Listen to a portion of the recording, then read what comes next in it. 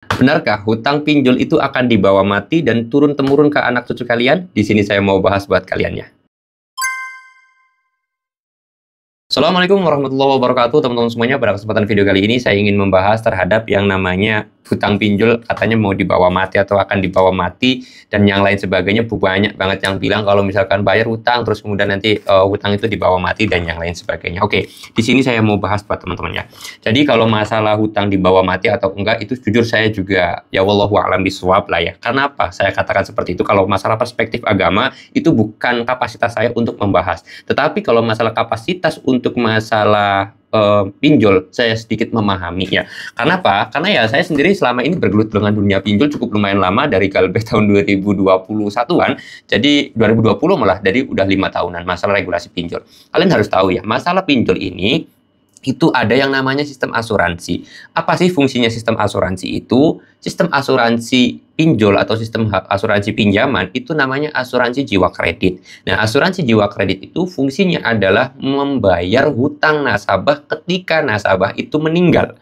Jadi saya katakan ya, mungkin hutangnya itu udah dibayarkan oleh asuransi ketika nasabah tersebut meninggal. Jadi kalau misalkan dibawa akhirat kan udah dibayarin sama pihak asuransi. Oleh sebab itu banyak kan contohnya, mungkin kalau kalian di kampung ya, di kampung nih ada orang tua yang minjem ke bank terus kemudian nggak lama orang tersebut meninggal, maka hutang tersebut oleh bank tidak bisa nagih lagi, atau bank tersebut itu nggak boleh nagih lagi ke keluarganya atau ke anaknya, ke pamannya, ke bibinya, ke adiknya, itu nggak boleh. Kenapa kok bisa seperti itu? Walaupun hutangnya banyak ya, misalkan kalian aja, kalian ya hutang 100 juta di bank, ya, terus kemudian atas namanya kalian sendiri ya, misalkan namanya A, si A ini minjem uang ke bank nominalnya 1 miliar ya, 1 miliar. 3 bulan kemudian, baru 3 bulan bayar cicilan, ternyata si A ini meninggal. Nah, si A ini masih punya anak, masih punya adik, masih punya paman, dan yang lain sebagainya.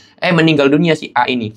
Maka nanti si pihak bank ini nggak boleh nagih hutangnya, walaupun baru 3 kali nyicil kan, hutang 1 miliar baru 3 kali nyicil. Nah, hutangnya bagaimana? Nanti bakal dibayarkan oleh sistem, dibayarkan oleh pihak asuransi.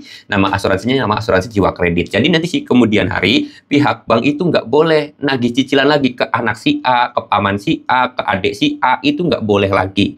Nah, begitu pula dengan pinjol. Pinjol juga sekarang itu sudah ada asuransinya. Jadi ketika si nasabah tersebut meninggal dunia, maka pihak pinjol nggak boleh nagih lagi kepada keluarga yang meninggal atau keluarga nasabah tersebut. Kenapa kok seperti itu? Karena hutangnya udah dibayarkan oleh pihak asuransi. Seperti itu ya. Nah, kalau masalah di akhirat, wallahu a'lam bishawab, tapi kemungkinan saya atau keyakinan saya, karena hutang tersebut itu adalah hutang tersebut udah dibayarkan oleh pihak asuransi, maka saya yakin ya di akhirat juga mungkin aman-aman aja. Tapi ya memang kalau misalkan lebih amannya kita mudah-mudahan dikasih umur panjang, dikasih rezeki yang banyak. Udah gitu aja.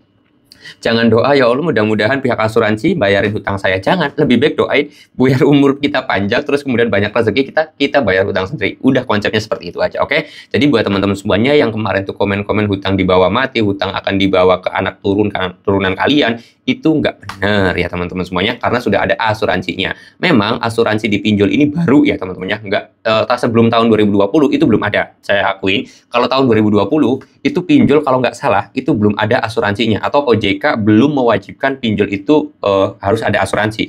Tapi kalau bank udah ada seperti itu di tahun 2020 ke bawah lah. Oke, mudah-mudahan video ini bisa menjawab dari pertanyaan kalian. Kalau kalian mau tanya-tanya boleh tinggal tulis aja di kolom komentar. Saya mau tutup dulu videonya dengan kata assalamualaikum warahmatullahi wabarakatuh.